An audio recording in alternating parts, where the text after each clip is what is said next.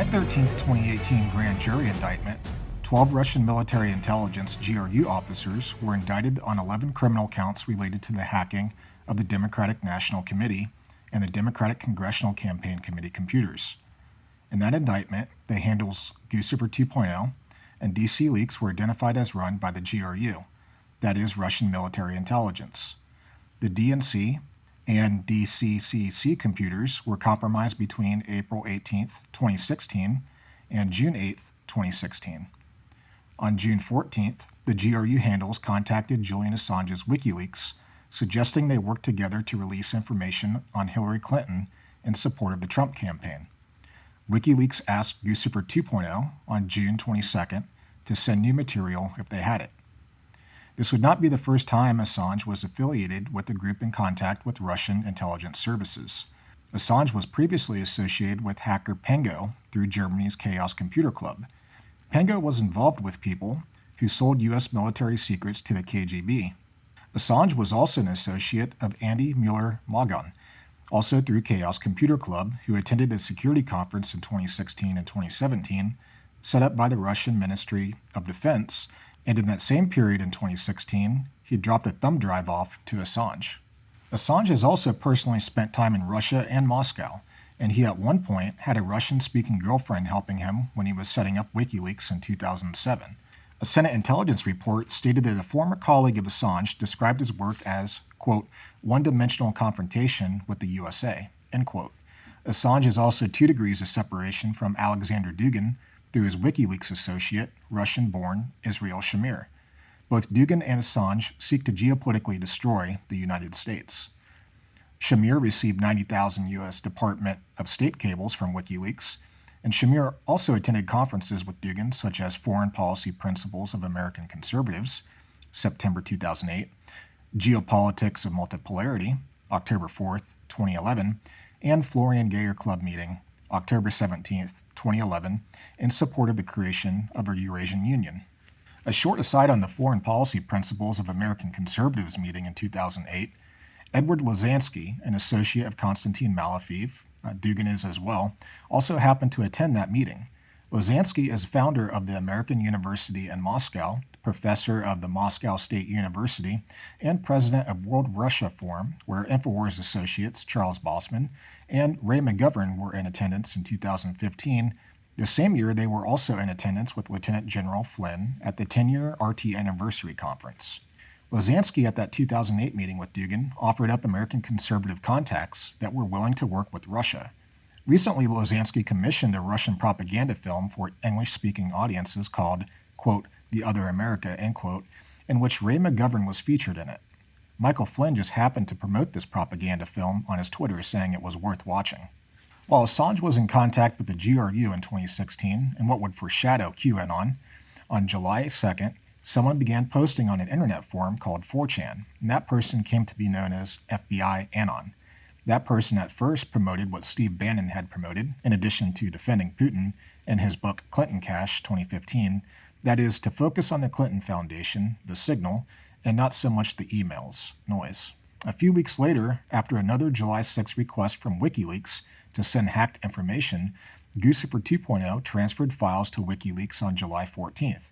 Roger Stone received communication from Guccifer 2.0 on the 15th, and then on the 22nd, WikiLeaks released 20,000 emails. Those emails would form the foundation of, and provide the material for, the 2015 to 2021 psychological operations like QAnon against U.S. voters across multiple platforms such as Facebook, Twitter, alt-media news websites, internet forum boards such as 4chan, 8chan, and Russian state-owned and Russian-aligned private news organizations, and more. At this point, we need to define information operations as the United States sees it, as well as how our 2 major geopolitical adversaries, that is, the Russians and the Chinese, see it. First, with the U.S. version, information operations, something InfoWars engages in, against our own establishment, supporting our information warfare operation against the globalists, is defined as the integrated employment of electronic warfare, computer network operations, psychological operations, military deception, and security operations. Psychological operations uses information to influence people's emotions, motives, objective reasoning, and behavior favorable to the people carrying out the operation. Now, Russia defines information operations in the following way. New Generation Warfare, NGW, concept identifies information confrontation, IPB, as the primary tool in the Russian military and foreign policy toolkits for achieving victory in modern conflicts. In the ongoing revolution in information technologies, information and psychological warfare will largely lay the groundwork for victory. Some Russian strategic thinkers predict that military actions in the information space will become the deciding factor in armed conflict. IPB is the Russian government's term for conflict in the information sphere. It includes diplomatic, economic, military, political, cultural, social, and religious information arenas. It uses both informational technical, such as computer network operations, and informational psychological. The latter attempts to change the behavior and beliefs of people by shaping perceptions and manipulating the behavior of target audiences, like U.S. citizens, in order to advance the objectives of the Russian government. Lastly, as for the Chinese, they call information operations their, quote, mind superiority doctrine, end quote.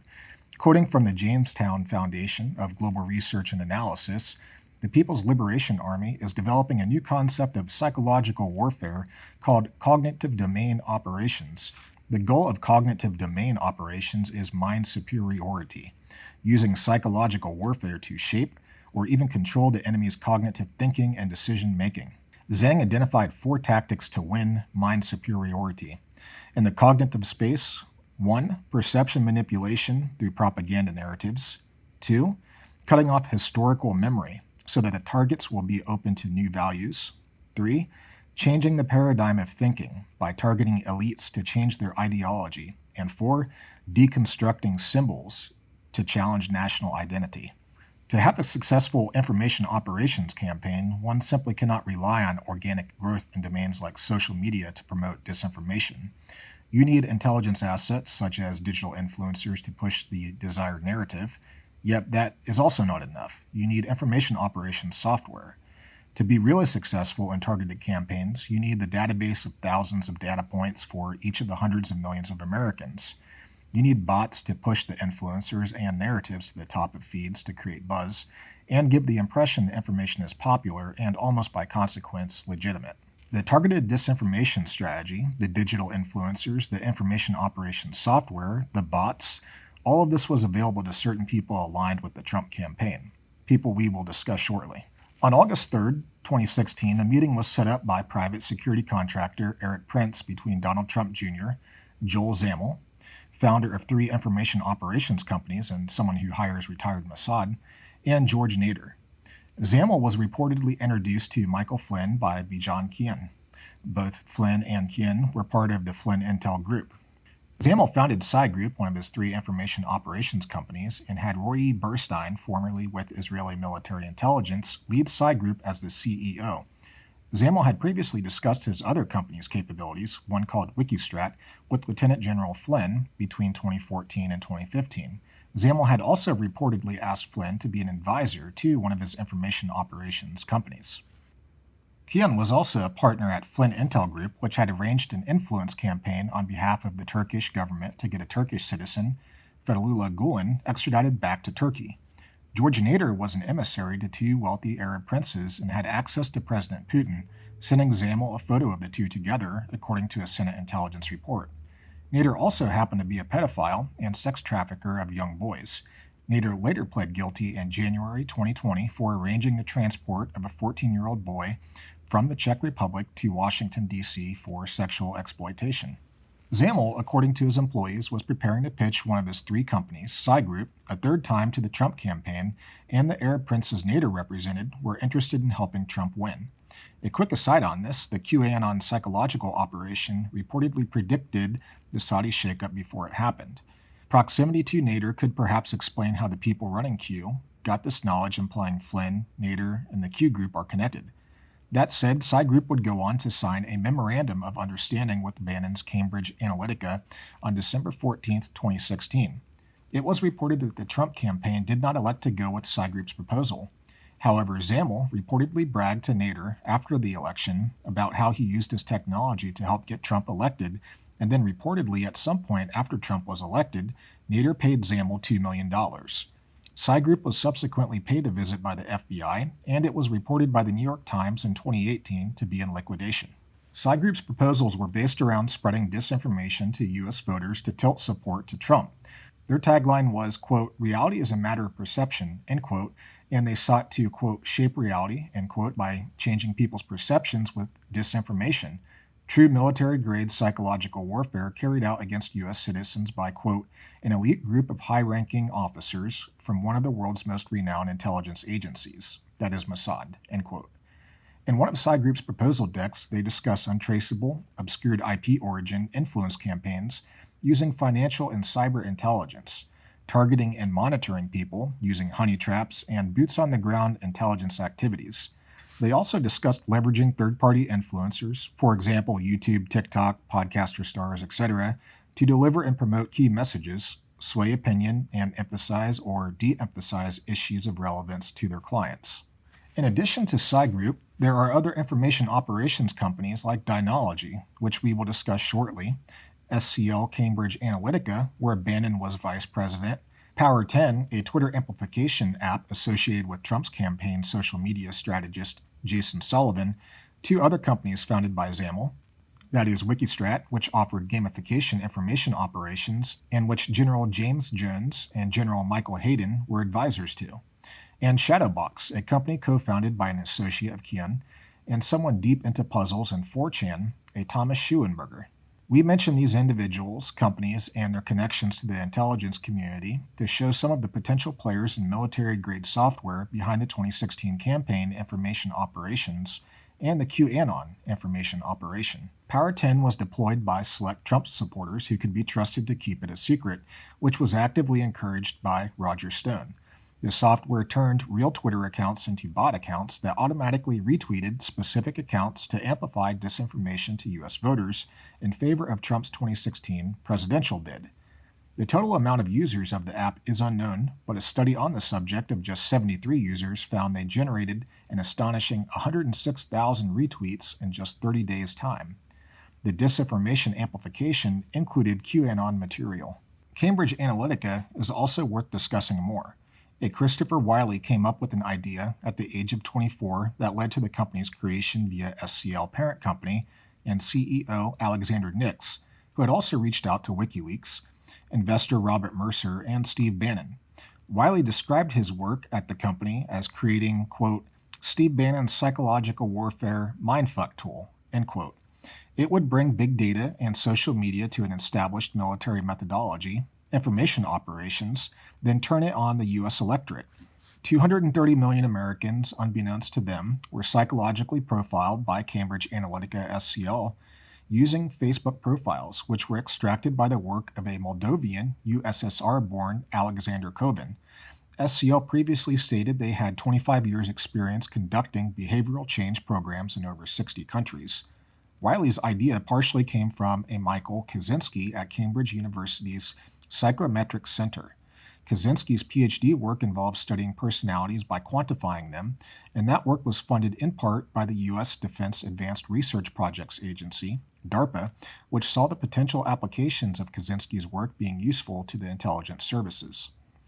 Wiley's early work in this field was in the role of research director of SCL Group, which had contracts with the United Kingdom's Ministry of Defense and the United States Department of Defense with respect to informational dominance, which includes rumor, disinformation, and fake news. Eventually, the powerful Mercer family, whom Ali Alexander of Stop the Steal is connected to, got involved when Wiley and his boss flew to New York to meet them and pitch them. The Mercers then funded Cambridge Analytica, based partly on Bannon's advisement, and the SCL Group would go on to do work for the Trump campaign, for which the Trump campaign paid SCL Cambridge Analytica $5.9 million starting July 29th. Subsequently, in Senate intelligence reports, it was revealed the datasets Cambridge Analytica had comprised anybody in the United States over the age of 18 with financial history. There was also mention in that report of predictive response models that were run regarding President Putin and the Russian expansionism, which was not surprising given that Bannon secretly met with Dugin for 8 hours in Rome in November 2018 and proposed a Russia-U.S. alliance, and would go on to characterize the failed full-scale Russian invasion of Ukraine as an eastern Ukraine border conflict. But they continue to talk about this. Look, the Ukrainian situation is a border dispute in eastern Ukraine, Russian-speaking Ukraine. It is a border dispute that is not even central to the national security interest of Europe, and you can tell this by the voters in Europe. We previously mentioned General Jones's Dinology, and we will now show how that company connects into what we are discussing.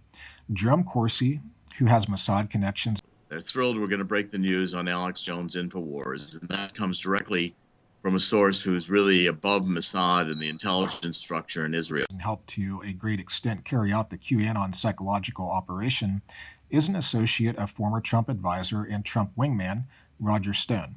And Stone is an associate of retired CIA caseworker Robert David Steele, who is now deceased. Steele helped set up the United States Marine Corps Intelligence Center, was a ghostwriter for General Alfred Gray. Gray was also Marine Corps Intelligence, the general presiding over the Intelligence Center, and former Marine Corps Commandant. Steele was featured in papers by the European Union Institute for Security Studies and has authored intelligence books such as Intelligence Exploitation of the Internet, 2002, Peacekeeping Intelligence, Emerging Concepts for the Future, 2003, and Information Operations, All Information, All Languages, All the Time, 2005, etc. Steele absolutely knew how to run psychological operations and disinformation warfare campaigns. Interestingly, Steele also penned articles for Russian International Affairs Council, which we mentioned in Part 4 of our series has KGB, FSB, GRU, and SVR Russian intelligence generals in its organization, meaning anyone associating with it is likely a target to be co-opted by Russian intelligence services.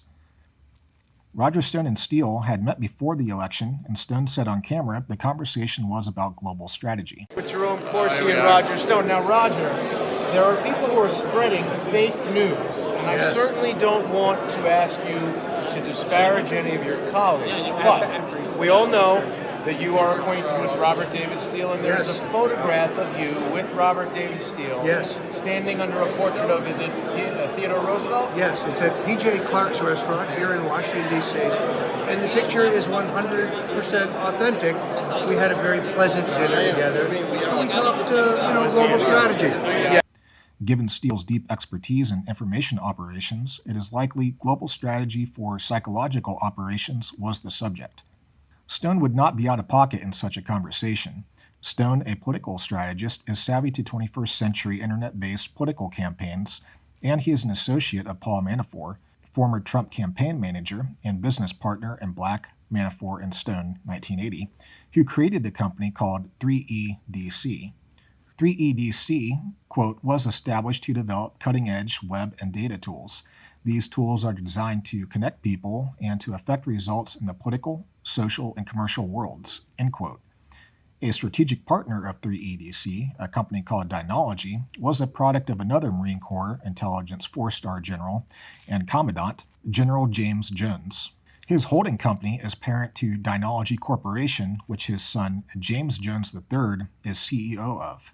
General James Jones and his business partner, General Hayden, were both advisors to Joel Zammel's Wikistrat company, the same Joel Zammel that reportedly asked Flynn to be an advisor, and the same Joel Zammel that was pitching the Trump campaign.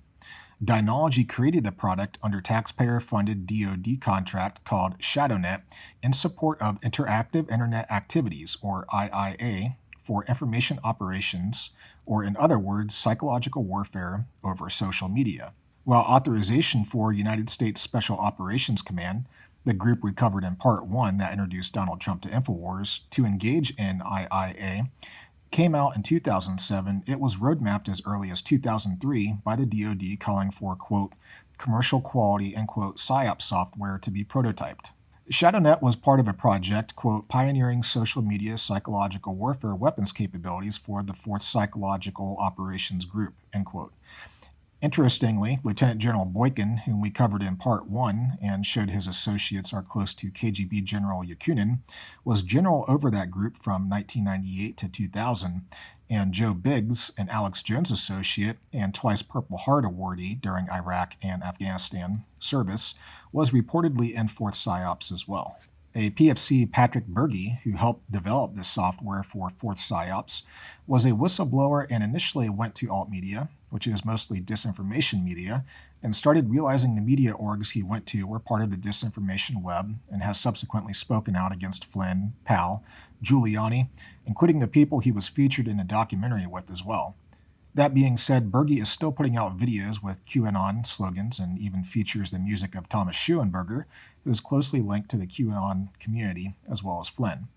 The information on Dinology is real, and the connections to Psy Group and Manafort are as well, but one has to wonder what Berge's intentions are. That said, ShadowNet was developed along with the ISI software for military use, but was made available for commercial use, just like Joel Zammel's company's products were. ShadowNet and ISI together would allow a private intelligence organization based in, say, Tampa, Florida, to obscure its true location. A private intelligence corporation could have hundreds of intelligence operatives in a specific corporate office or remote offices appear to be originating from false locations, ensuring that their agents can't be tracked.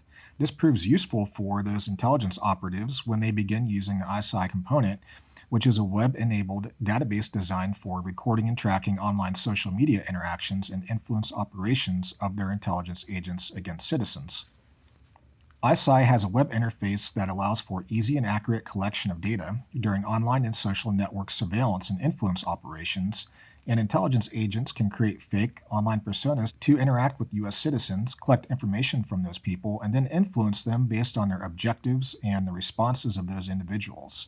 ISI records all the ongoing influence operations activity, so intelligence operatives have a narrative or history of their targets through a reporting system which the intelligence operatives can assess the successfulness of their psychological operations on. Like Cambridge Analytica, Dinology's product had its origin in public funds and subsequently could have been deployed against U.S. citizens. What was the Fourth Psychological Operation Group's mission, which the product was developed for? Their mission statement reads, quote, "Fourth PSYOPs forces are masters of influence, the core of information warfare. We conduct influence activities to target psychological vulnerabilities and create or intensify fissures, confusion, and doubt in adversary organizations. It is not our intention to prove any wrongdoing by Dinology, but only to point to it as another example of an information operations company that made military psychological warfare products that now has a commercial product available and has close ties to the Trump associates and other information operations companies that have come under scrutiny by the Department of Justice. Companies like Dinology, Psy Group, Wikistrat, SCL Cambridge Analytica are military-grade psychological warfare companies that we should be keeping an eye on. Going back to our timeline of events, after the Trump Tower meeting on August 3rd, aided by the GRU hack and Russian-aligned WikiLeaks release of those emails and social media information operations on Americans, Daniel Morrison at Medium, in his excellent article on this subject, wrote that, quote, "An alternative reality began to emerge, and an alarming number of people became completely consumed with the idea that Trump's political opponents were engaged in such horrific practices as ritualistic sacrifices and drinking the blood of tortured children harvested in tunnels deep underground." End quote. Who were the people pushing this narrative? It was those tied to the information warfare operation of SOCOM. I was basically contacted by groups inside the Special Forces operations in Florida. That is Alex Jones's InfoWars, and his associates like the Flynns, Stone, Steele, Cernovich, Posobiec, Corsi, and many others. Julian Assange, shortly after the Trump Tower meeting on August 3rd, gave an interview on August 9th, suggesting Seth Rich and not Guccifer 2.0 could have leaked the emails to WikiLeaks. As a 27-year-old works for the DNC, who was shot in the back, murdered just 2 weeks ago for unknown reasons as he was walking down the street in Washington. So that was just a robbery, I believe, wasn't it? No, there's no finding. So what are you suggesting? What are you suggesting? I'm suggesting that our sources take risks, and they become concerned to see things occurring like that. But was he one of your sources then? I mean, we don't comment on who our sources are. But why make the suggestion about a young guy being shot in the streets of Washington? Ed Bodowski, friends with Eric Prince, client of Thomas Schoenberger and associate of William Binney, retired NSA, promoted the theory of Rich being the leaker as well. On August 13th, Stone publicly defended Guccifer 2.0. On August 18th, he told Bannon, "I do know how to win this, but it ain't pretty." Jerome Corsi on the 20th, in a redacted document, told Stone they needed to meet with name redacted to determine what, if anything, Israel plans to do in October. Corsi later revealed on air to Alex Jones that he had contacts with the group that sat above Israeli Mossad intelligence. Said we were going to break the news on Alex Jones' InfoWars broadcast. They said one word. They said, "Great." They're thrilled we're going to break the news on Alex Jones' InfoWars. And that comes directly from a source who's really above Mossad and the intelligence structure in Israel. Was Corsi connected to Joel Zamel, who hired Mossad? We don't have the answer to that. Then on August 21st, Stone alluded to Podesta's emails being released. Then in early September, Putin said it was important that DNC data was exposed to WikiLeaks, calling the search for the source of the leaks a distraction and denying Russian state-level involvement. On October 3rd, Stone said Americans will soon lock Hillary up. On October 7th, WikiLeaks began releasing the Podesta emails. Then on October 13th, Stone communicated directly with WikiLeaks in an exchange where they agreed to work together and not attack each other. On October 17th, the same day Bannon was named chief executive for the Trump campaign, FBI-Anon, in a reverse from his or her earlier position, said, quote, "When you're reading Podesta's emails, remember that the Clintons deal in weapons, drugs, and people. Some terminology in use is far more nefarious than many of you suspect," end quote. That comment spawned the Pizzagate conspiracy theory, which Posobiec heavily promoted. And I decided that I wanted to go for some pizza. And led to a man shooting up a pizza shop. That comment also gave material to the QAnon information operation. On November 1st, Steve Pieczenik, an associate of Stone and Jones, put out a video to the public which we covered in part 4 of our series.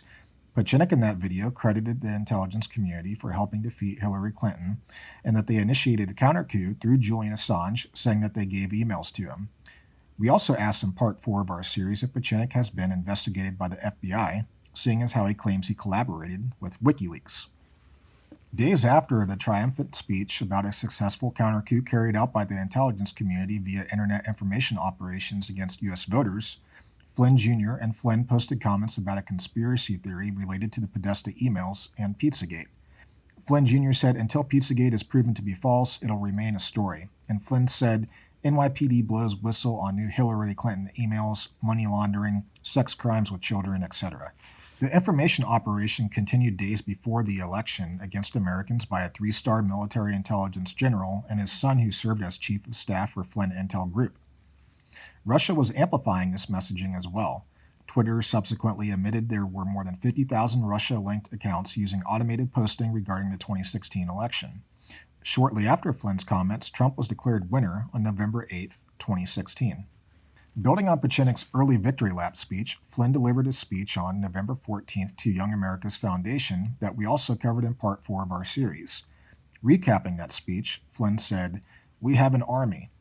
As a soldier and as a retired general, we have an army of digital soldiers. Because this was an insurgency, folks. This was irregular warfare at its finest. We have what we call citizen journalists. The American people decided to take over the idea of information, and they did it through social media." It wasn't just Pieczenik and Flynn running information operations against U.S. voters. Others that didn't have intelligence backgrounds, like billionaire Peter Thiel's associate Jeff Giese, who ran a military-style internet information operations campaign through MAGA3X, which had an organizational structure like the military, which Flynn praised. You can find the MAGA3X tag on Twitter posts from people like Baked Alaska, Posobiec, Flynn, Flynn Jr., Jeff Giese, Cernovich, and others. On December 24, 2016, after Trump was elected, Julian Assange gave guarded praise of Trump and blasted Clinton in an interview. On January 9, 2017, Robert David Steele, someone deep in the QAnon influence network, penned an article to Russian disinformation outlet globalresearch.ca. We covered this in part 4, but will briefly restate what he said here.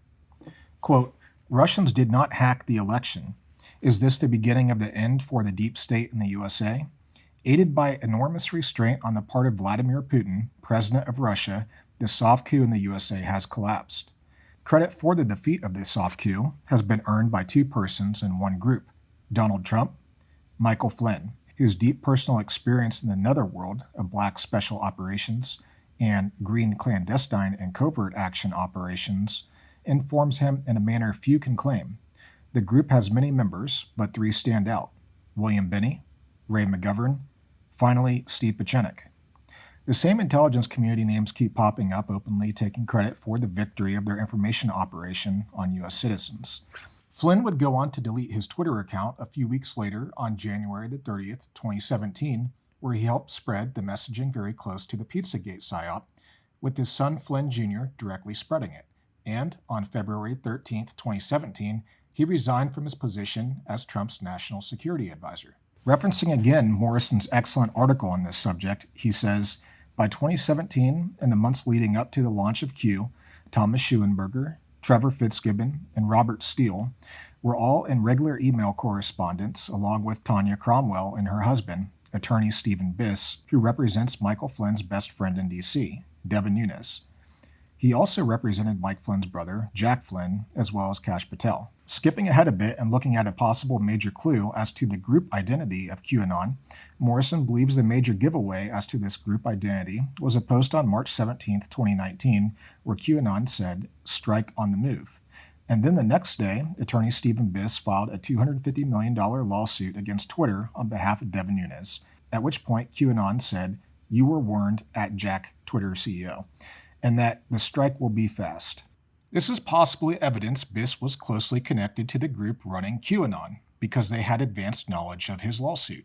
Biss being on the same email chains as Robert Steele and Manuel Chavez, and his wife on email with Thomas Schuenberger, and the fact both Chavez and Schuenberger were 2 individuals deep in the QAnon community, Schuenberger with second-degree connections to Flynn, and Chavez with first-degree connections to Trump org social media strategists would explain this, and we will explore these connections more later on. A few weeks before Q launched, Stone on August 5th, 2017 tweeted another information operation conspiracy theory involving Flynn and his knowledge of deep state pedophiles. Weeks later, on October 27th, 2017, Manafort, 3EDC founder and Dynology partner, and Rick Yates, remember Rick requested the side group proposal from Joel Zamel, were indicted. On October 28th, 2017, shortly after Dugan made his last appearance on InfoWars and called Charlottesville, quote, "our war," end quote, QAnon made its first post on an internet forum called 4chan. On October 31st, a QAnon post starts off referencing a SCIF and military intelligence. Interestingly, Flynn was previously accused of running an illegal internet connection out of his office at the Pentagon, which was believed to be a sensitive compartmentalized information facility, or SCIF. And Flynn was specifically mentioned in that Q post. The Q post and subsequent ones were primarily in the form of questions, which is gamification, the application of game design elements and game principles in non-game contexts. And that is a known psychological principle in information operations, something Zamel's information operations company, Wikistrat, had in one of their pitch decks and something the other information operations companies would certainly be doing as well. Gamification in Q was very evident and undeniable as tens of thousands, if not hundreds of thousands, maybe even millions, were scrambling to decode Q post, with InfoWars employees like Jerome Corsi conveniently helping those people understand Q and find answers to the questions posted by Q, while conservatively 10 million people were directly following Q each month through Q catalog websites like qmap.pub. Jerome Corsi was hired by InfoWars, and they claim the White House requested that Corsi be on the QAnon beat. To have him as the lead man to be our Washington bureau chief and to set this up in Washington, D.C. How successful it is up to him, myself, you, the listeners, and, of course, all of you out there that support the broadcast by visiting. I've been told by 5 different Pentagon sources, high level, that whole 8chan thing is real and that they're basically forecasting what they'd like to see happen and giving you information. But so that's definitely real. And that's why Corsi's been, I'll let you know because the enemy knows, the White House directly asked Corsi to be on the 8chan beat a month ago. So, I mean, that's directly from the White House. Dr. Corsi is so smart. And then one other thing, but I mean, what does that say about QAnon? Whether it's, I mean, we're being told by the White House, please cover this. So what does that tell you? Corsi would go on to run QAnon decode videos with the close associate of Flynn, Tracy Beans Diaz, and someone the New York Times has said linguistic analysis has identified as one of the Q posters, that is Paul Ferber. The identity of QAnon has been the subject of much debate, and we don't pretend to know the answer, but we are going to perhaps narrow down the group identity of QAnon based on public statements and information available to us. First, we will start with a study conducted by Michigan State University in 2021 that should give us an aerial view, titled QAnon, Propaganda on Twitter as Information Warfare, Influencers, Networks, and Narratives.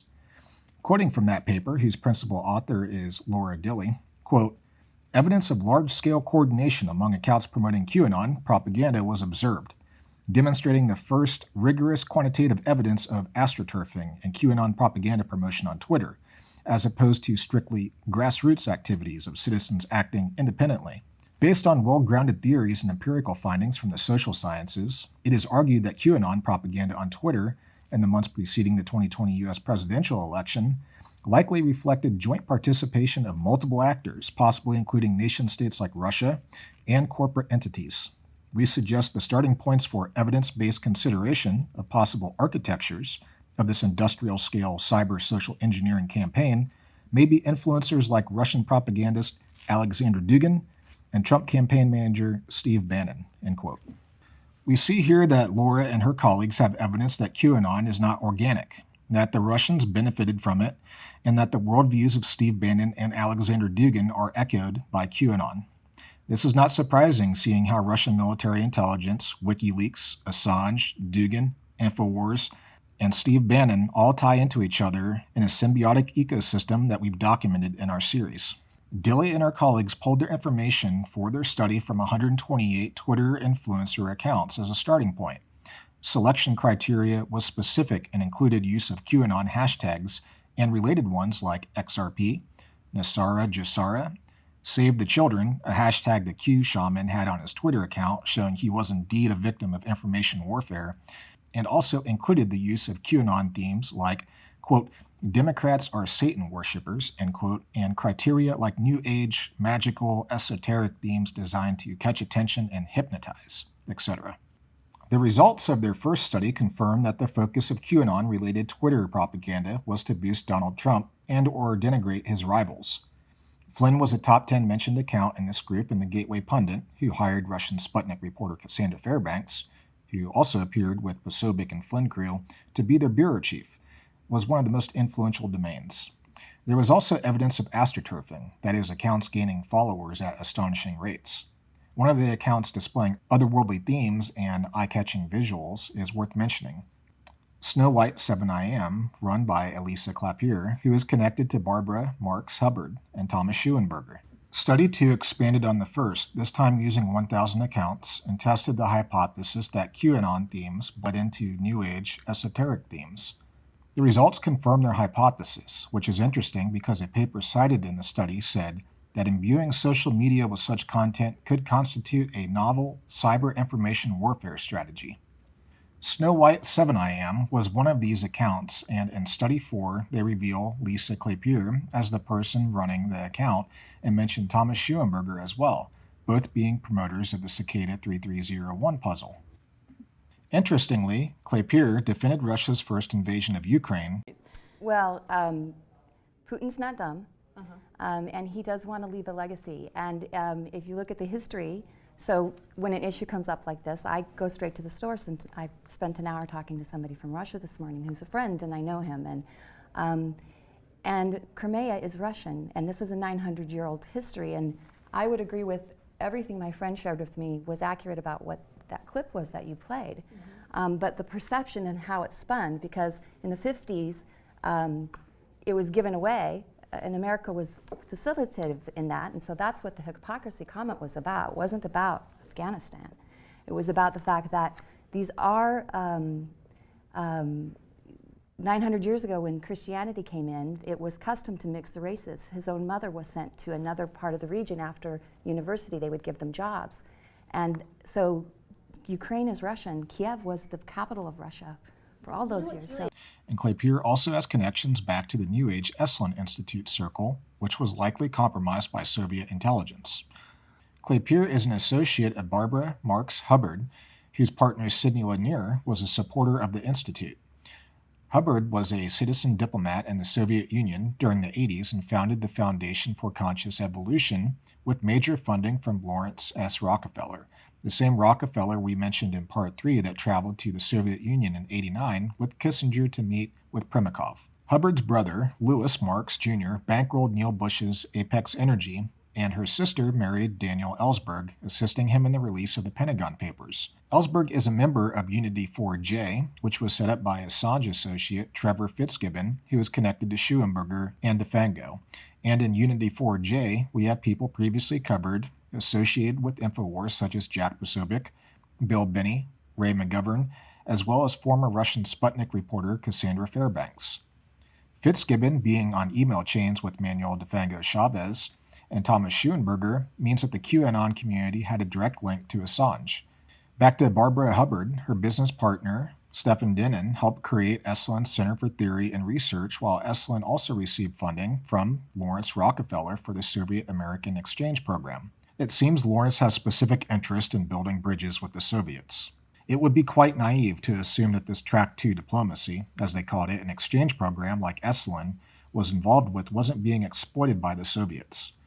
Soviet defector Major Anatoly Golitsyn, who was a major source for CIA counterintelligence head Jim Angleton, was privy to some of the inner workings of the KGB and said in his book New Lies for Old on page 139 that the Communist Central Committee and KGB were using scientists, writers, and other intellectuals for political and disinformation purposes. Furthermore, on page 140, he states these people were used for collecting intelligence and political influence. In other words, any Soviet citizen that was talking to a Westerner was explicitly licensed to, and were tasked by the Central Committee and KGB for intelligence purposes.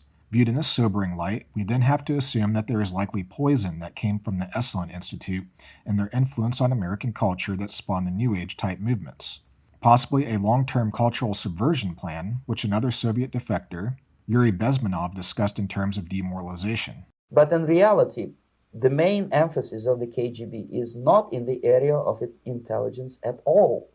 According to my opinion and opinion of many defectors of my caliber, only about 15% of time, money, and manpower is spent on espionage as such. The other 85% is a slow process, which we call either ideological subversion or active measures, активные мероприятия in the language of the KGB, or psychological warfare.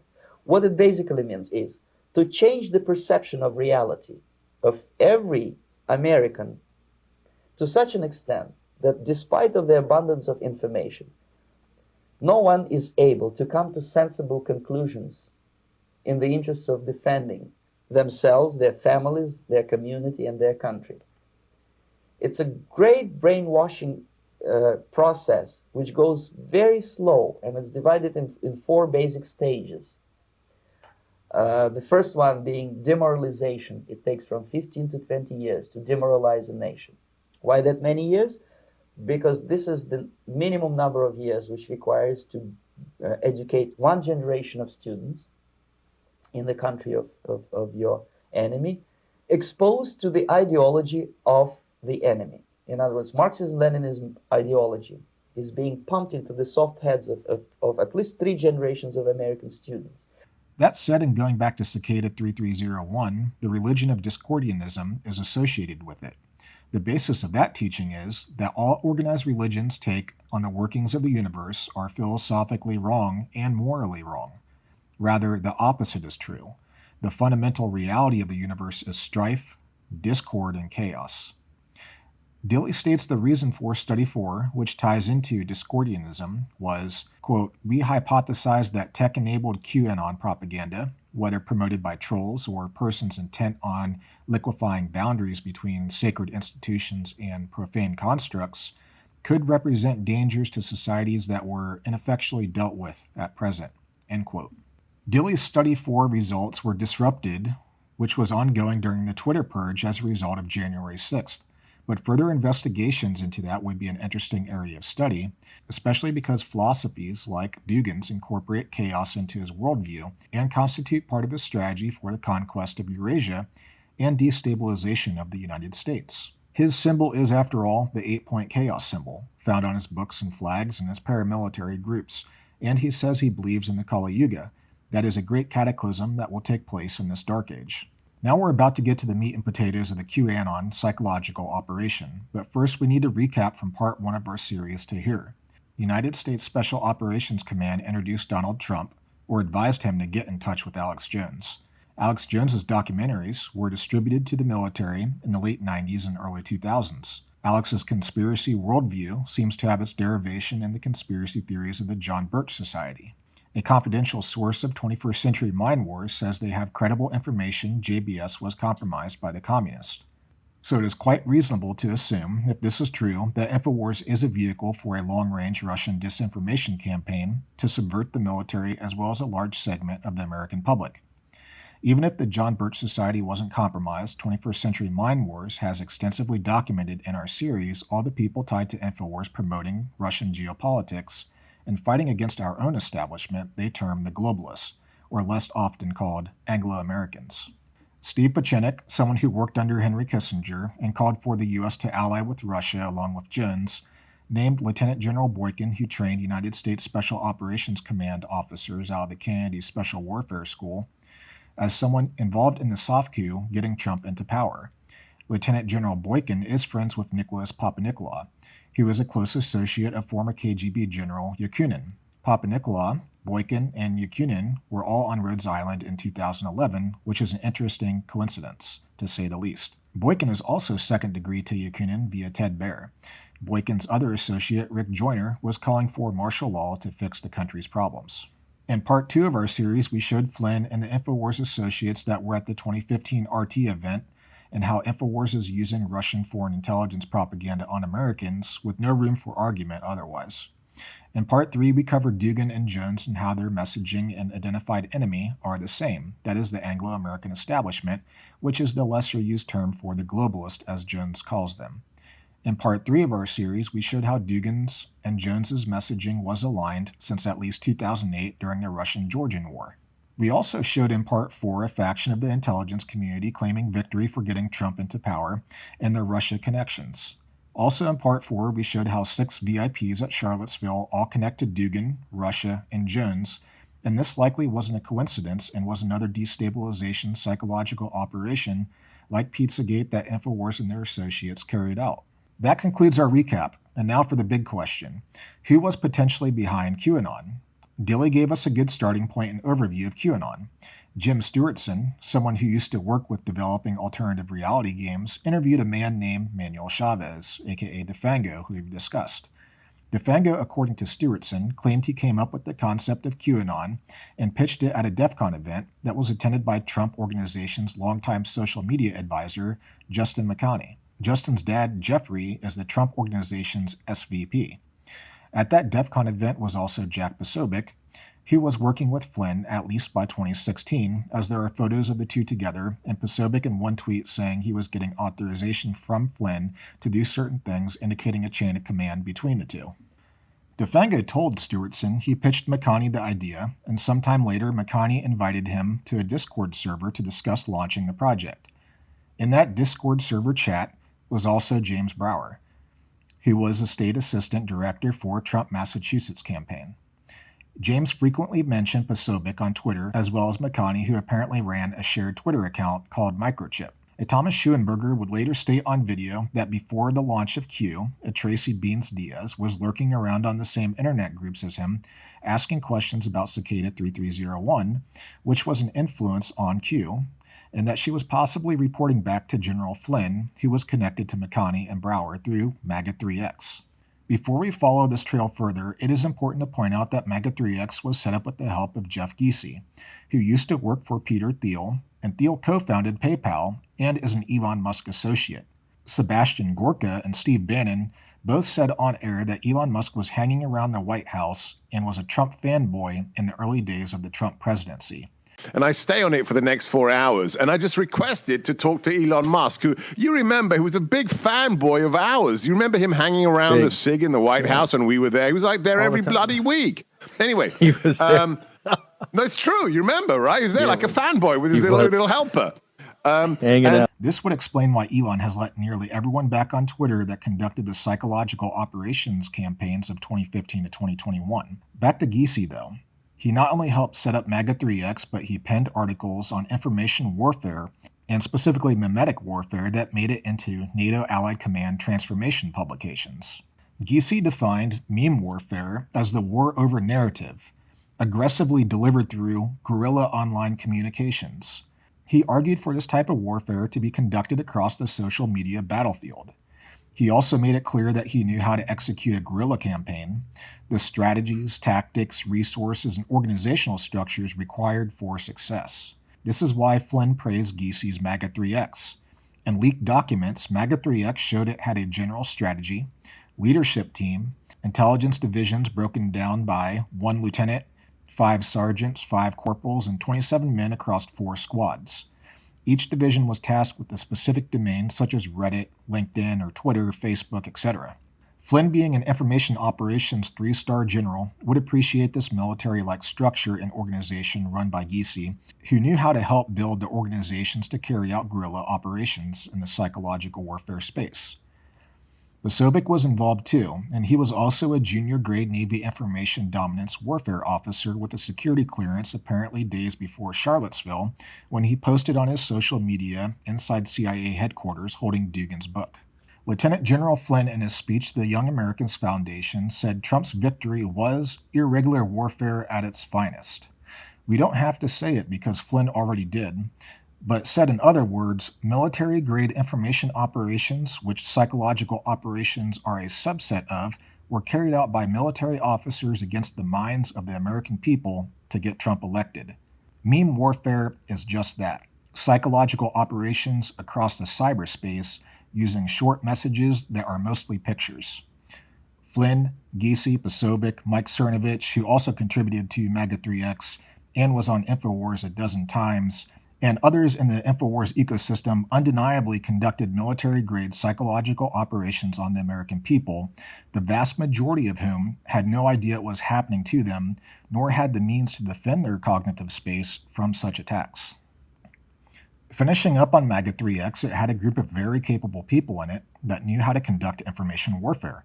And we shouldn't be surprised that the concept of QAnon, perhaps the greatest psychological operation carried out in the 21st century, likely had its start with this group, which also ties into InfoWars, which ties into United States Special Operations Command, and a large intelligence network that has access to some of the highest intel positions in the country, such as Flynn's connection to CIA co-founder Jack Singlob's network. Going back to the Fango, we said he had told Stewartson he came up with the Q concept in an interview with Stewartson, and also McConney invited him to a Discord server to discuss this idea further. In that server was another individual connected to the Trump campaign, a man named James Brower, which might not be his real name. He was the former state assistant director for Trump, Massachusetts.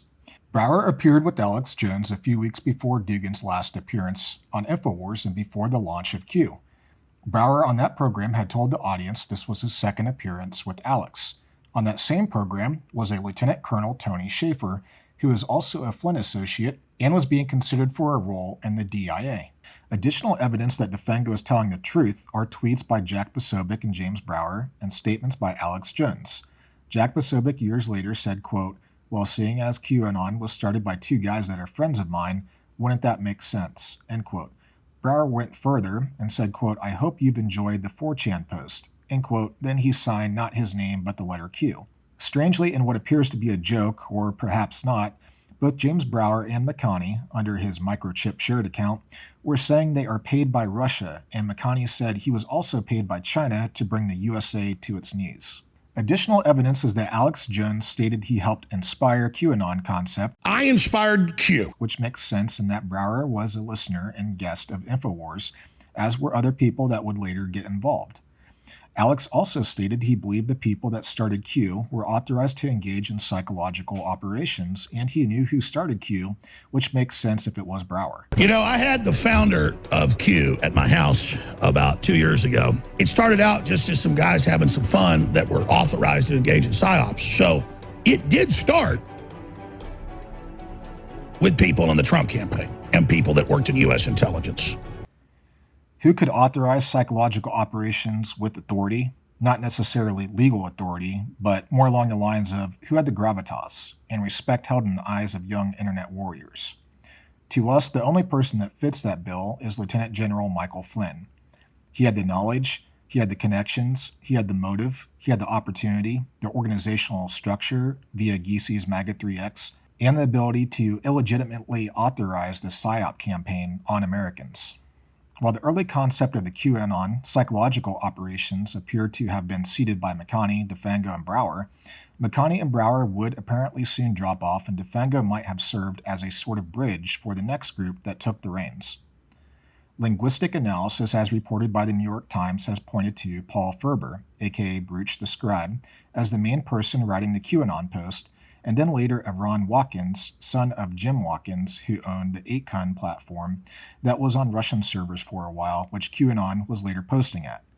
Both Posobiec and Schulenberger were in contact with the Watkins at one point as well. That said, this second group looks like it comprised Paul Ferber, Coleman Rogers, aka Pamphlet Anon, Tracy Beans Diaz, who had contact with Schulenberger, and Jerome Corsi, were all working together in what appears to be a phase 2 of this military-grade psychological operation.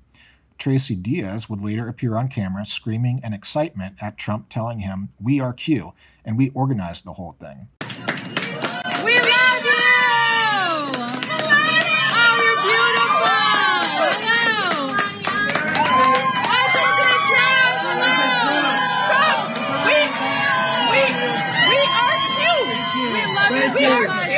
We're Q! Thank you. They organized the whole thing! Thank you. Perhaps she was telling the truth.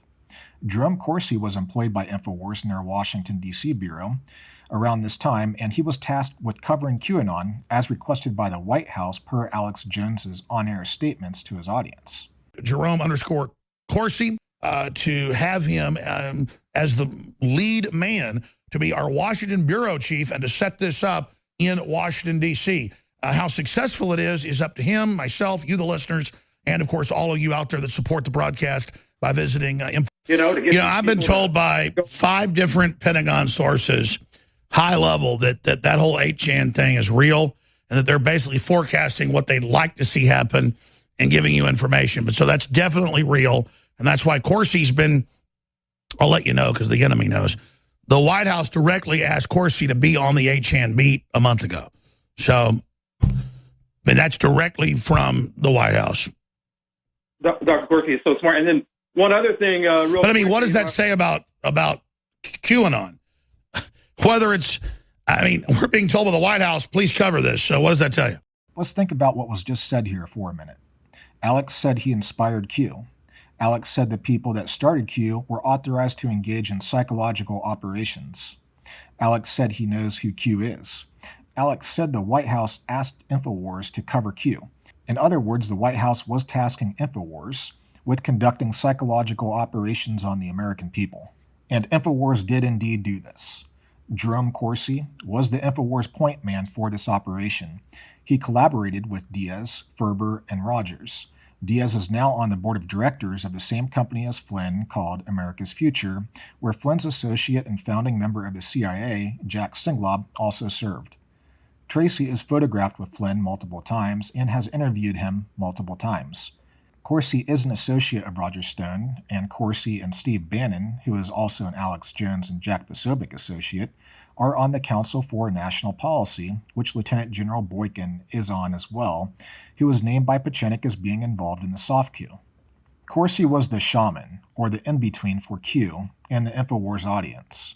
If Ferber was doing the posting, Corsi was telling thousands, if not millions of listeners what the cryptic messages meant in his decode videos that Ferber and Rogers appeared with him on, and he also made appearances with Diaz. It's Jerome Corsi. I'm here now.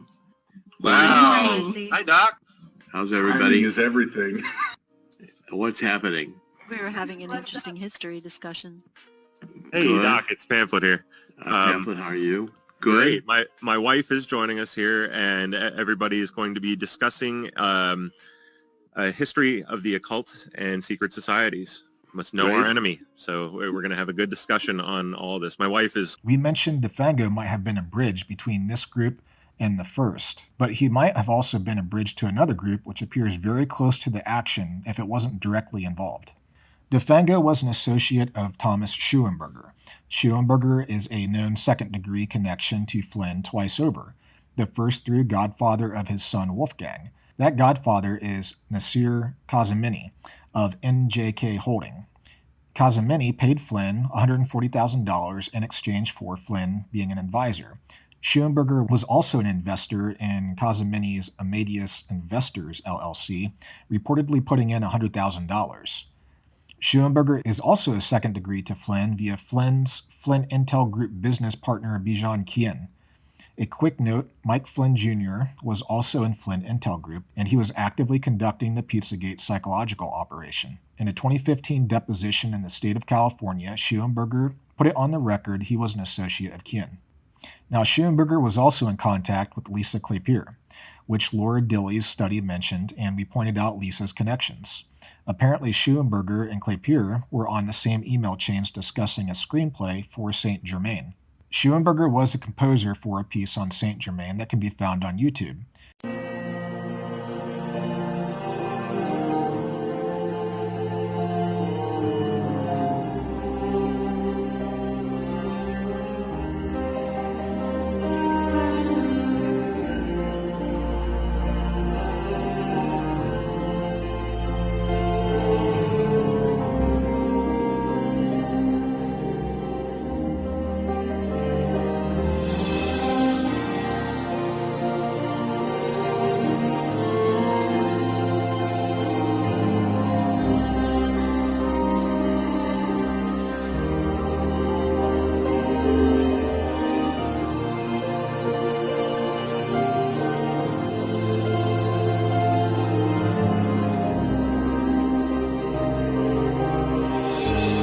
Saint Germain ties into theosophy.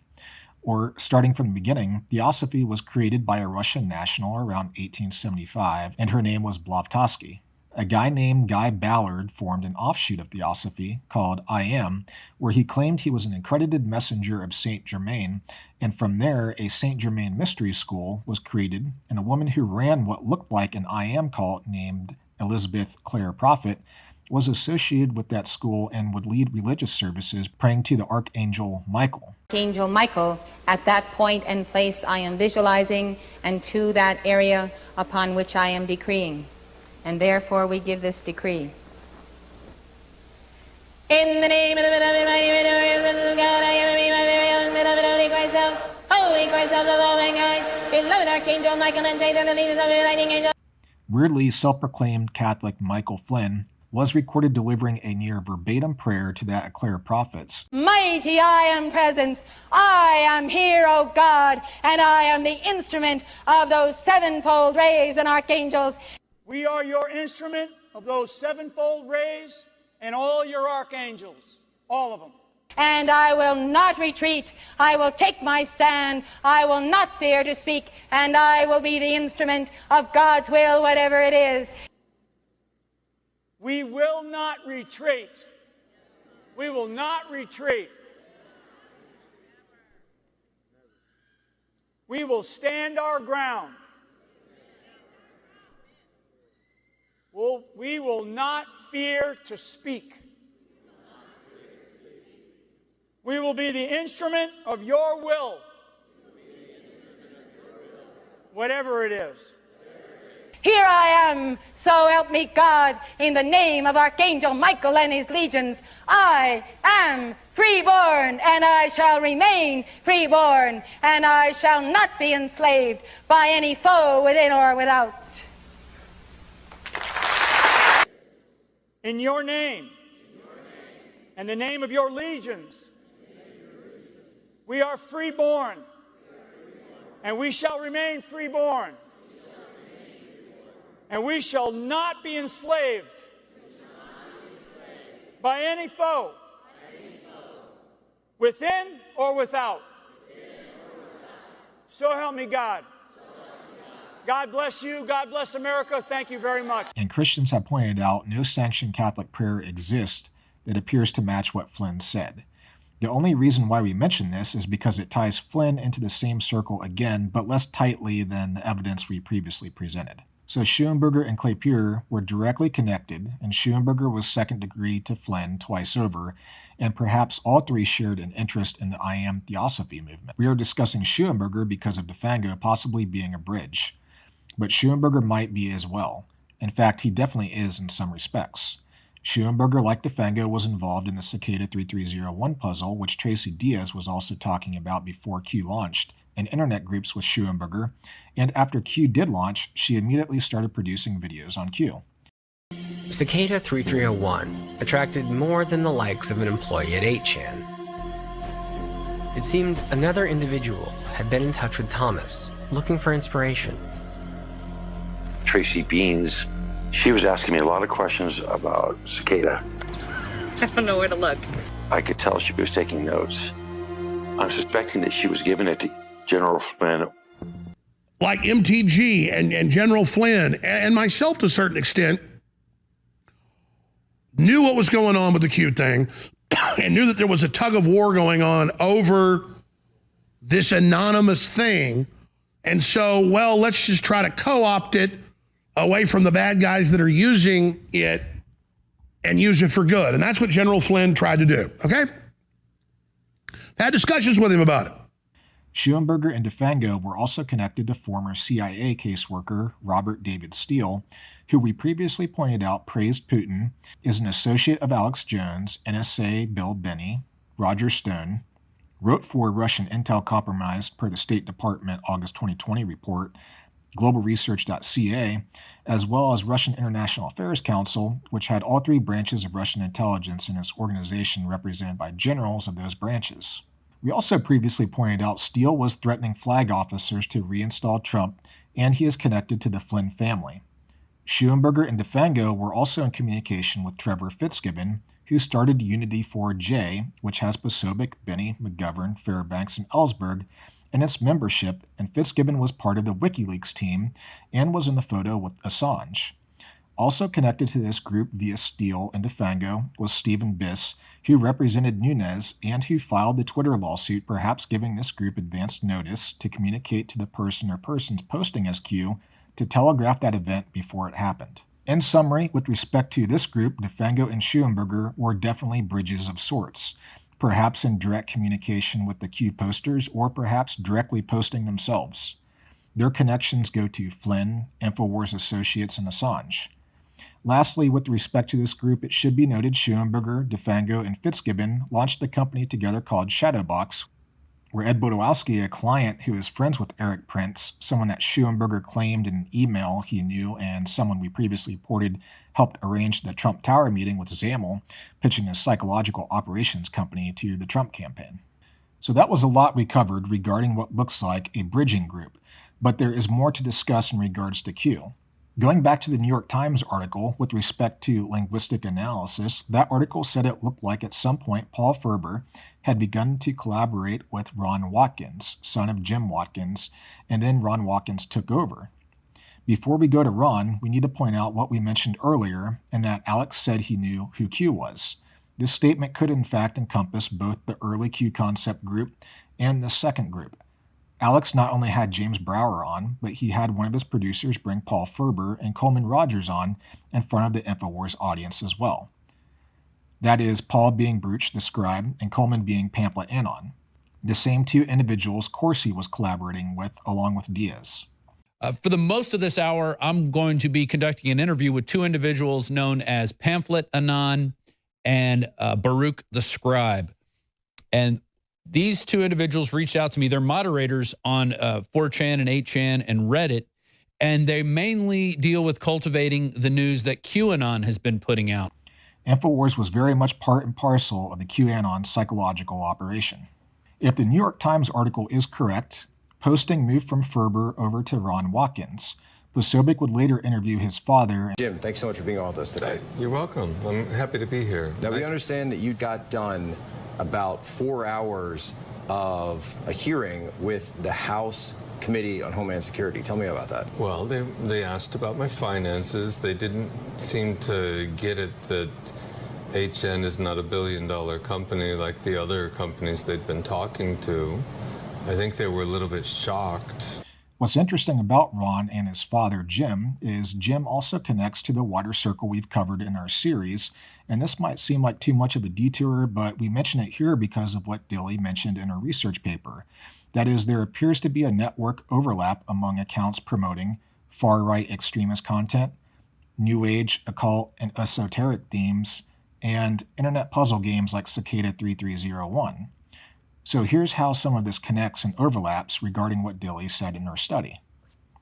Investigative journalist Dave Troy said retired Lieutenant Colonel Aquino, an admitted Satanist and featured in an old DOJ report regarding his Temple of Set, was in contact with Jim Watkins. There's multiple tie-ins from there. First, Aquino was author and editor of Satanic Bibles inspired by Aleister Crowley. Dugan recited Crowley and mentioned him favorably, and we pointed out Dugan was interviewed 5 times by the InfoWars team, which includes Jay Dyer, who writes for Charles Bosman's Russian Faith and who wrote for Russian intelligence compromised organizations.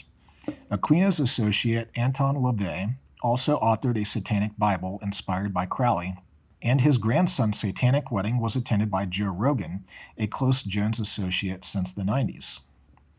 Joe's talent booker, Matt Staggs, was a part of a company called the Disinformation Company that distributed Alex Jones's film Endgame. In addition, that company was created by Richard Metzger, who edited a book called The Book of Lies, which was also inspired by Crowley. Endgame, the Alex Jones film distributed by the Disinformation Company, shares a title with Flynn's associates, Major General Vallely and Lieutenant General McInerney's film Endgame. Vallely connects to Jones via Iranian intelligence recruiting event and New Horizon attendee and Dugan associate Michael Malouf. He also connects to Jones via Michael Flynn and Jerome Corsi. Major General Vallely, along with McInerney, were calling for martial law during the final days of the Trump presidency.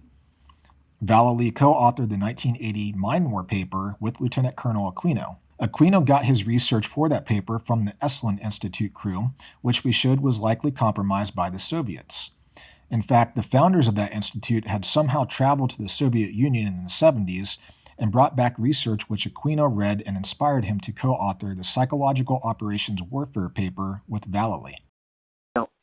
Well, Michael Murphy is kind of an old hippie, you might say, out here, but he was the founder of the Esalen Institute down below Big Sur, which is a kind of a place where you go to open up your mind and your brain and schmooze with other people. And he also founded a think tank up in the Bay Area called the Transformation Project with a gentleman named Steve Donovan. So in the 80s, when I was working very intensely in these areas of what you might call the brain architecture and thought architecture and how it works, sooner or later, I ran into Steve Donovan. Actually, the way I did that was that Michael Murphy wrote a book called An End to Ordinary History, which was a very thinly veiled fiction story about psychic experimentation in the Soviet Union. I picked it up in a Berkeley bookstore at some point. I read this book and I said, you know what? This sounds a hell of a lot, that he knows a lot more that he's talking about here than just writing a story. So I got a hold of Michael Murphy and I said, I think your book is not a story. I think it's thinly veiled nonfiction. He said, well, you're right. And he said, if you want to talk about it, he says, you want to talk to Steve Donovan.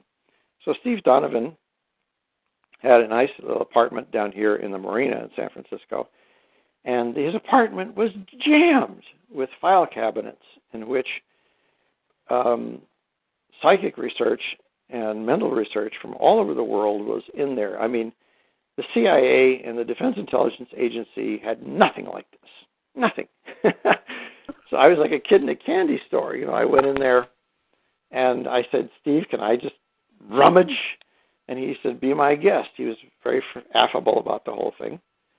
So a lot of the information, that I used to develop in Mind War began with documentation and things that I first came into when I was looking through the files of the Transformation Project. And that's an incredible story. Yeah, well, this happened because both Steve Donovan and Michael Murphy spent a lot of time in the 60s and 70s in the Soviet Union talking with the people back there who were at the very forefront of this kind of experimentation. And the United States, of course, this is a Cold War, so we didn't have our people, our agents or our attachés or anything doing this. They wouldn't have gotten a welcome. But the people like Steve Donovan and Michael Murphy would go over there on their vacation time and talk with these people and get together and have vodka with them and so on and learn all kinds of stuff and then bring it back. That paper was foundational for the revolution in military affairs. As a reminder, Vallely was in Moscow months prior to Flynn arranging a meeting between Trump and Putin at the future G20 meeting, and Vallely and Maloof penned an article to Russia Beyond saying Trump wouldn't take a confrontational attitude towards Russia. Vallely has also done interviews with QAnon promoters like Van Andersteel, and Vallely himself said the Intelligence Support Activity Group, nicknamed the Army of Northern Virginia, a group Vallely might have had a hand in helping create under the Reagan administration, gave information to the QAnon group. General Vallely, I have a question for you from our chat room on the American Rock Radio fan page. Do you know who the individual calling himself or themselves, if it's an organizational effort, Q? What do you know about that? Was that part of the PSYOP? What are you at liberty to say? Or is it a bunch of bunk? Well, let me just tell you the QAnon's tied to information. And it comes out of a group called the Army of Northern Virginia. Okay? Yeah. Now, this is a group of military intelligence specialists of over 800 people that advise the president. And so the president doesn't have a lot of confidence in the CIA or even the DIA, Defense Intelligence Agency, as much anymore. So, McInerney was saying things like the Kraken, which was the nickname for the 305th Intelligence Battalion, was advising Sidney Powell. He was advocating with Flynn and Patrick Byrne for martial law like Vallely and McInerney were. Got a note on Peter Navarro's new book, and Peter really highlighted what happened in that last part of the election. I know General McInerney and I were working on encouraging martial law then because there were so many things to do it. But then we found out that Trump probably didn't have the solid team at the Pentagon to do martial law. And I know we communicated with Sidney Powell and you during those times as well. But I'm just so concerned that we have people like Mike Pence. I couldn't believe Mike Pence was the Brutus in this whole thing, as Peter pointed out. So maybe just a few comments on those last few days and your experience with the president at that time and what happened, and then we'll go on to some other things. Well, I think that... Interestingly, the 305th Military Intelligence Battalion rolls into the 111th Military Intelligence Brigade, which Flynn commanded from 2002 to 2004.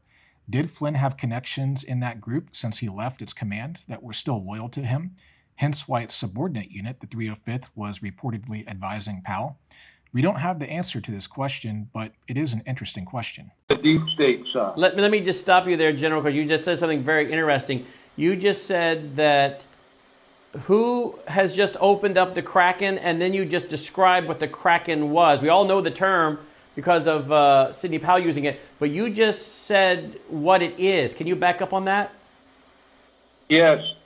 Sidney got the term Kraken because that's the nickname of the 305th Military Intelligence Battalion. And that has been her source, along with other sources that Mary and I know about, but we don't want to talk about. And so we're getting the different sources that are relaying this. This seemingly long, winding trail we just followed does in fact connect back to where we started. Even if we didn't have the information from Dave Troy, everyone around Q has shared connections, so it would be reasonable to assume that the walk-ins do as well, And like Dilly said, there is definitely overlap in the right wing with the occult groups and internet groups like Cicada 3301 and QAnon. In fact, Schuenberger defends Aquino, saying he wasn't a Satanist. The Satanist, you're the one who went ahead and accused Michael Aquino of being a Satanist. You don't know what you're talking about. Once again, you don't know what the fuck you're talking about. He's a Setian, hasn't been a Satanist since 75. And later appeared on video with Jim Watkins discussing who might have created Q, and elsewhere mentioned Tracy Diaz was probably feeding General Flynn information from a forum Schuenberger and Tracy were in back in the early days. Aquino was also in contact with Sean Stone, who recently favorably interviewed Dugan. All right, Professor Dugan, it's great to see you again. As I mentioned before, the world has changed since last I saw you in 2019. Stone's father produces propaganda pieces for Putin and knows Dugan as well, and InfoWars promotes Oliver's Putin propaganda and includes Russian Foreign Intelligence Service created news articles to support that propaganda.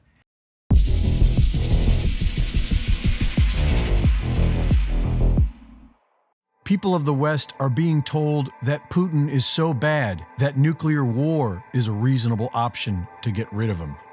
And if you think this may be true, I urge you first to take the time to watch Oliver Stone's interview with Vladimir Putin and see for yourself if this one man is worth starting a war over. The mainstream talking point is that Vladimir Putin is a killer because he was in the KGB. But what they won't tell you is that he resigned from the KGB because he did not agree with their methods. He described communism as a blind alley far away from the mainstream of civilization. He is a patriot of old Russia, the 1,000-year melting pot of many cultures, and for his entire leadership has sought peace with NATO. Oliver Stone is also an associate of Assange. The theme is clear at this point in Part 5 of our series, and it cannot be denied. All of the following are intertwined: Russian intelligence, InfoWars, WikiLeaks, Assange, Dugan, QAnon, and a host of intelligence, military, and Trump campaign members, all representing a faction that is anti-globalist, or lesser known as anti-Anglo-American establishment.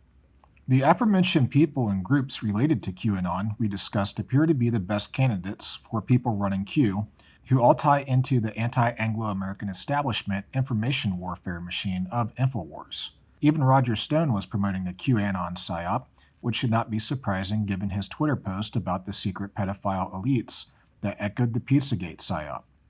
Stone, a co-host on InfoWars at the time, brought on a Jordan Sather to pitch the InfoWars audience on Q.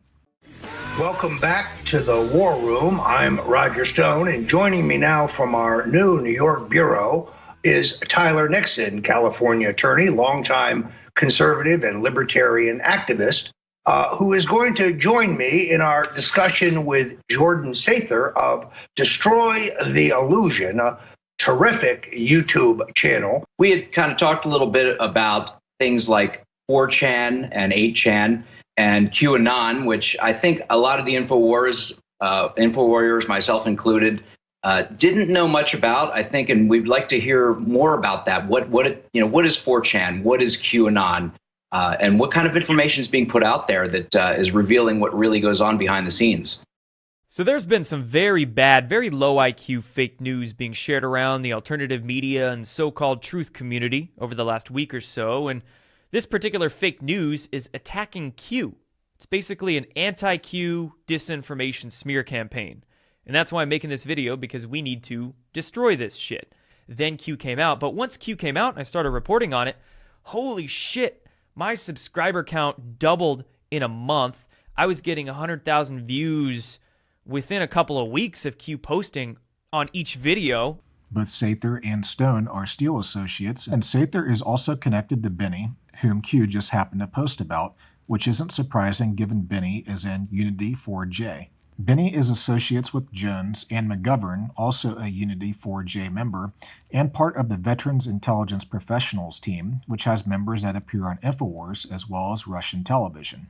Even Steve Pachinik, a regular InfoWars host with powerful connections at the CFR and RAND Corp, was posting about Q. Pachinik was one of the people in Part 1 we mentioned talking about Lieutenant General Boykin as being helpful in the coup. Remember, Boykin is close with people tied to the KGB general Yakunin. He was also in a documentary with Jones. We covered the people that could have been posting as Q and also some of the major amplifiers like InfoWars. There's also what we call the Alternative Media B Team.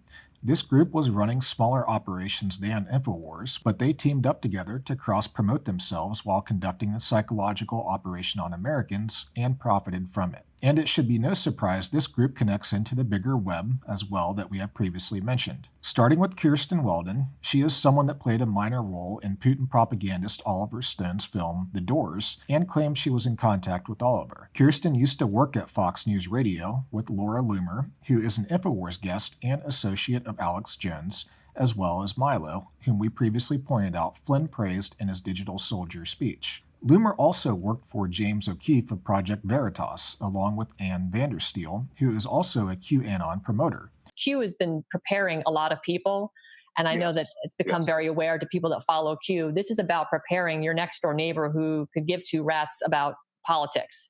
Kirsten created an alias for adult film star and former Mar-a-Lago employee, whose name I even created, Mel K, Melody Creel. I created Mel K. When I was in college, I worked at Mar-a-Lago. Melody Krell, her alias being Mel K, so her films aren't associated with her name in search results. Kirsten, Mel K, and Vandersteel were associates of Charlie Ward on a show they called Charlie's Angels. Is the internet. And the internet is going to shows like yourself, Charlie. You got a gigantic audience and a wonderful audience. And all four pushed the QAnon psyop. Kirsten was also associates to InfoWars former employee Millie Weaver and claimed whistleblower Tori Moras was a guest on InfoWars as well. Aside from Charlie's Angels, Kirsten, Mel, Vandersteel, and Charlie would appear at different times with Robert David Steele. Now, I know Mike Flynn personally. And I know one other person and I believe that QAnon is the single greatest information operation in the history of humanity. Would appear at different times with Robert David Steele, Scott McKay, Michael Jacko, former SEAL and CIA security, Nino Rodriguez, who has been on Steve Bannon's program. To El Nino, David Rodriguez. David, you're a pretty tough guy. Tell me about El Paso, Texas.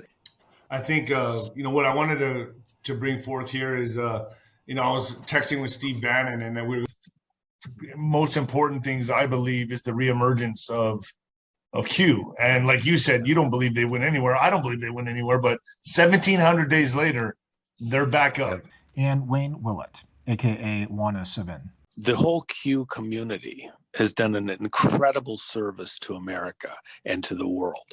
They show these pictures, these GIFs, various memes that are laying bare what's going on behind the scenes. This entire group of people represented a huge chunk of the alternative media B team pushing the QAnon psychological operation.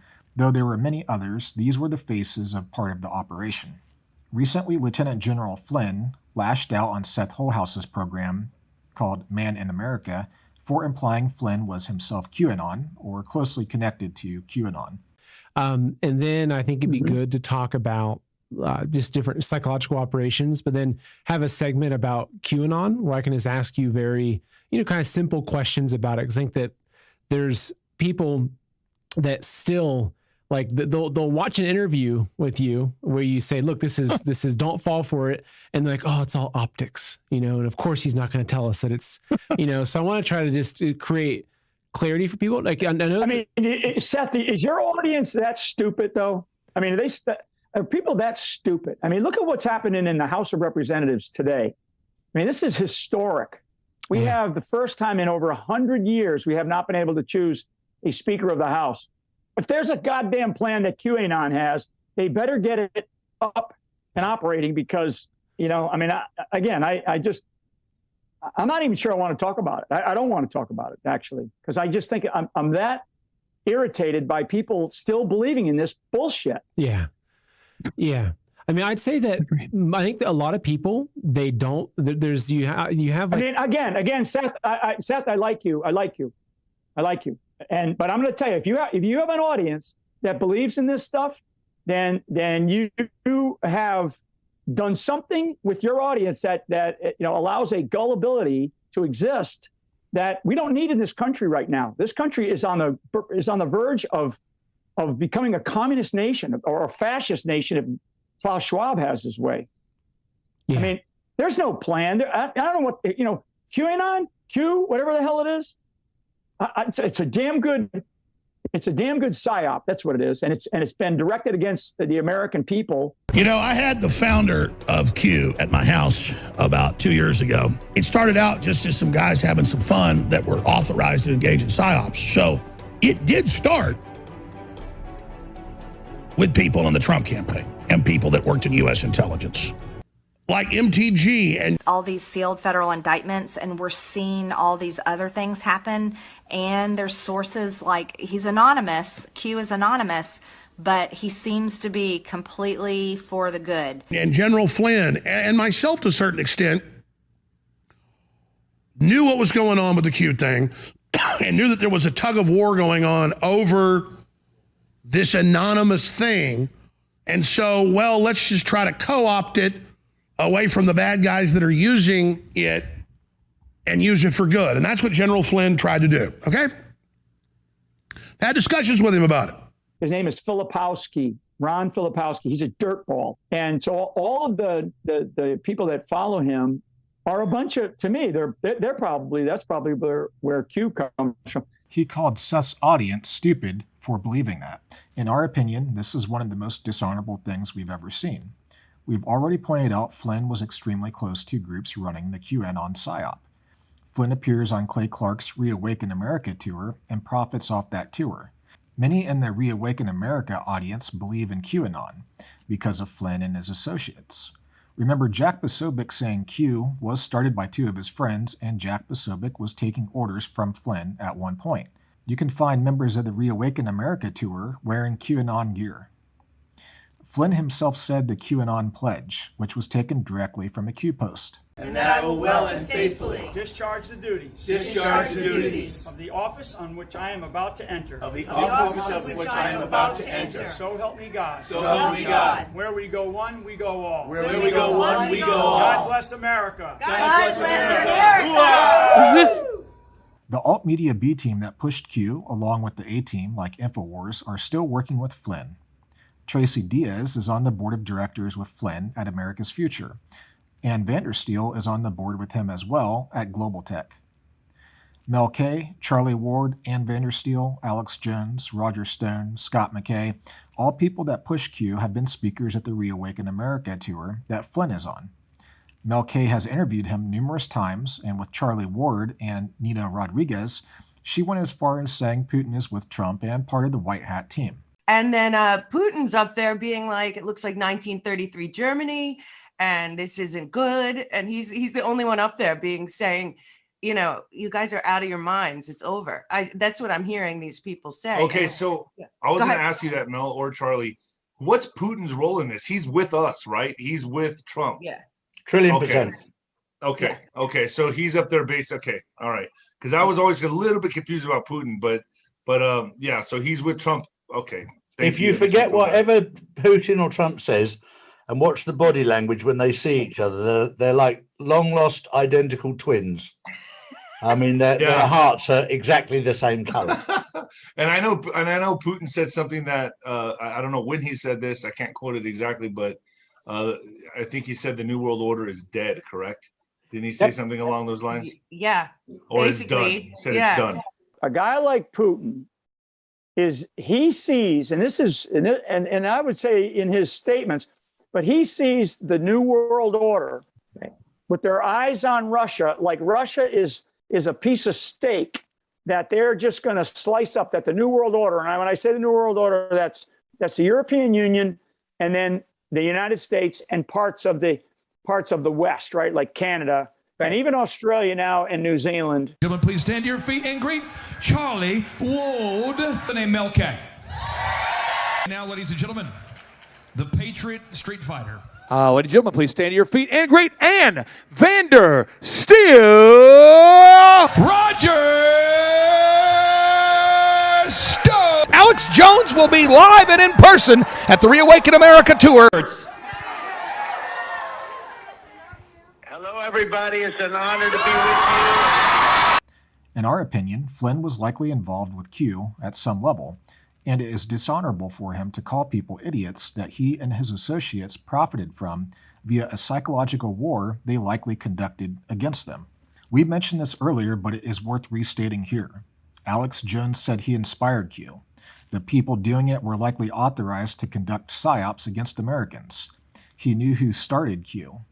He helped push Q at the request of the White House with his employees, and he stated people that went into the Capitol were probably inspired by Q. Until January 6th, and the majority of people that did go into the building of different organizations and groups and individuals had the Q propaganda background that there was going to be this big storm, and this was the day of the takeover, and it was all going to happen that day. Alex admits the QAnon psychological operation affected the events of January 6th. And this is where we will close out part 5 of our series with a discussion on this, citing specific people like the Q shaman. People like to dismiss the Q shaman as an actor. When 21st Century Mind Wars has discussed him, people reply to us with an image of someone dressed similar during Brazil's similar event to J6, as if that constitutes some type of proof he is an actor because someone dressed like him elsewhere. By this logic, we could find hundreds of false supportive examples of people dressed like the Q shaman at football games. No, the Q shaman was for real. Months earlier, he was wearing his outfit campaigning against secret pedophile bases of operation, telling a reporter who Q was and all about secret underground bases. Yeah. Cool. Hey, if you don't know who Q is the highest levels of the military and the intelligence community, disseminating above top secret information to patriots in the republic so we can take back our country from globalists and communists and Satanists. Okay, and then what they do is they use their billions or trillions of dollars to create a bunch of deep underground bases where they have all this like highly top secret technology going on. This is exactly the themes we have discussed in the convergence of the New Age, occult, and conspiracy theories, and the right that Dilly discusses in her research paper. Q shaman was inspired by Q. There's no doubt about it.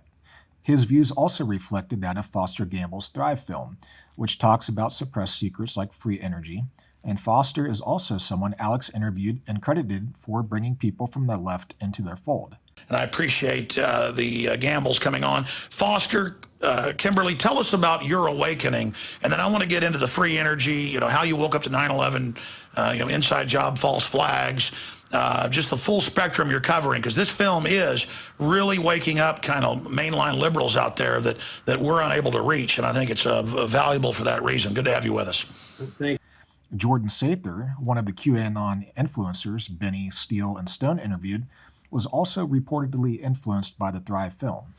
Not surprisingly, in Foster Gamble's Thrive portal, our anarcho-libertarian Stefan Molyneux's Free Domain Radio. Lauren Souther was on tour with Molyneux, and she interviewed Dugan, and both Southern and Molyneux have been guests on InfoWars. Catherine Austin Fitz's Solari report. He was an associate of Alex Jones and also member of Unity 4J and InfoWars, all groups that interact with each other and have direct or indirect connections to Assange and Dugan. Q Shaman is also on videos years earlier describing his tattoos and his adornments in detail and how that relates to his role as a psychedelic drug-using shaman. He was no actor. And here we see the Soviet Esalen Institute New Age influence on him, which launched the psychedelic drug culture.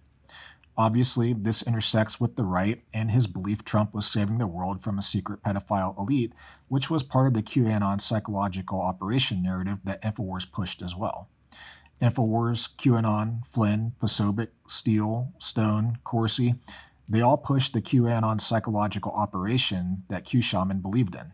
The Q Shaman is just one manifestation of a varying multitude from the psychological operation that started with Pizzagate, went to Charlottesville, and culminated on January 6th. We believe InfoWars and the ecosystem tied to it were purposely destabilizing American society with short-range plans interwoven into longer-range plans. InfoWars and their associates' modus operandi is to launch psychological operations like pushing a boulder down a mountain, then when the psychological operation inevitably turns kinetic, they have already distanced themselves from or renounced the psychological operation they launched. Of course, they would never refer to it as a psychological operation, so they can claim they have no liability for the military-grade operations that are aligned to foreign interest they've launched against the American people and the American establishment. We've already demonstrated almost everyone aligned with InfoWars, including the military and intelligence factions, are allied against the Anglo-American establishment, which is our establishment, and Russian intelligence, business, and political interests are closely connected with these anti-Anglo-American establishment groups. At this point, one might wonder, how can InfoWars continue to operate if this is the case? How can they launch psyops against the American people that turn kinetic with nearly zero repercussions while the psyop victims are thrown behind bars? The answer is our country is deeply divided by foreign designs and deeply infiltrated for at least 70 years. January 6 is an excellent example. InfoWars and its associates largely made January 6 happen with sustained psychological operations against the American people. The psyop victims are in jail, and the left characterizes them as insurrectionists and gives them the worst inflammatory labels. The left would never admit many might have had honorable intentions, but were disoriented to the truth from military-grade psychological operations their minds were never equipped to defend against. The January 6th committee hasn't touched the military factions, the intelligence community factions, or the media factions that caused January 6th. And those people are all replatformed on Twitter, so they can continue their operations. How can this be? The left is just as infiltrated as the right, and it serves the infiltrated left and the infiltrated right throws psyop pawns in jail as political tools to fight over and point to as examples, but never getting to the root cause. Perpetual division serves the interest of both sides and primarily the interest of our foreign adversaries. The right reacts to the extreme rhetoric of the left and vice versa. That extreme rhetoric oftentimes originates, if we dig deep enough, from foreign adversary information operations working through their American allied factions. Those American factions were calling for martial law in the final days of the Trump presidency. In fact, after Flynn, Byrne, who dated a Russian spy, and Powell had visited Trump to pitch him on the idea, Trump tweeted, "Big protest in D.C. on January 6th. Be there. Will be wild." Wild can be defined as not subject to restraint or regulation, uncontrolled, unruly and uncivilized, barbaric. Trump was referencing a report by Peter Navarro around this time, which he said it was statistically impossible for him to have lost the 2020 election. In fact, it was Peter Navarro's aide, Garrett Ziegler, that had let Flynn, Byrne, and Powell into the White House to pitch Trump on seizing the voting machines and declaring the Insurrection Act. The same people that pushed the Pizzagate psyop and were close to people at Charlottesville pushed the stolen election narrative and worked to get bodies to J6 like Jack Posobiec, Michael Flynn, Alex Jones, Ali Alexander, and others. January 6 from our research in our 5-part series appears to be the culmination of long-range plans and short-range plans of our foreign adversaries converging, creating massive destabilization, which might have paved the way for the second invasion of Ukraine and what is turning out to be, as Alexander Dugin says, the final great war of continents, the cataclysm of the Kali Yuga. Don't think Trump just did this on his own. He was recruited by patriots and U.S. intelligence agencies. Donald Trump was advised by the Special Forces Command out of Florida. Brave men and women who were in the FBI, the CIA, the Director of Intelligence, the military intelligence, and I was recruited by patriot elements inside the shadow government. There's a civil war in America right now. An alliance between the United States and Russia would be common sense. He utilized all the men and women in our intelligence community in the White House, General Nakasone, General Keith Alexander, Boykin, Special Forces. I inspired Q. I've talked to QAnon. QAnon is a group in the Pentagon. And very close to Donald Trump, military intelligence. The White House directly asked Corsi to be on the 8chan beat a month ago. But I mean, what does that say about QAnon? the founder of Q at my house. The two gentlemen who run the QAnon in 8chan. We've had them on. And General Flynn and myself to a certain extent knew what was going on with the Q thing. We have an army of digital soldiers. Thank you. They organized the whole thing. Until January 6th, and the majority of people that did go into the building of different organizations and groups and individuals had the Q propaganda background. It's a damn good psyop, that's what it is. And it's that there was going to be this big storm, and this was the day of the takeover, and it was all going to happen that day. We're going to walk down Pennsylvania Avenue. I love Pennsylvania Avenue. And we're going to the Capitol.